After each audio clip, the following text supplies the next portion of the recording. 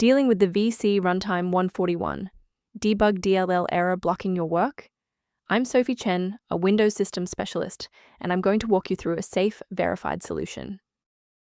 This DLL file is the 64-bit debug version of the 2015-2022 C Runtime extension.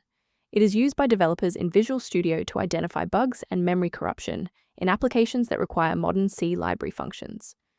With the explanation out of the way, let's refresh the affected files. For a proper resolution, I recommend reinstalling the Microsoft Visual C Redistributable framework.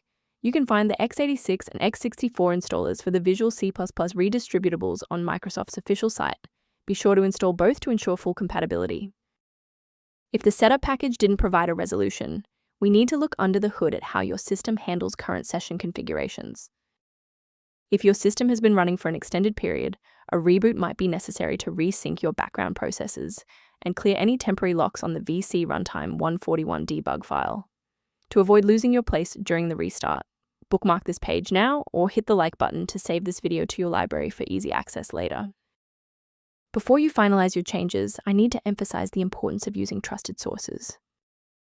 Replacing the VC Runtime 141 debug without a proper diagnostic environment can lead to DLL hell, where multiple conflicting versions of the library paralyze your operating system's ability to load software. For those looking for a professional-grade monitoring resource, I've provided a link to a diagnostic tool for you below.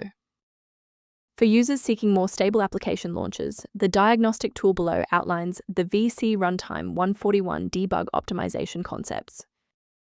Liking this video tells us which technical fixes, like this one for Microsoft Visual C Redistributable, are most helpful to you.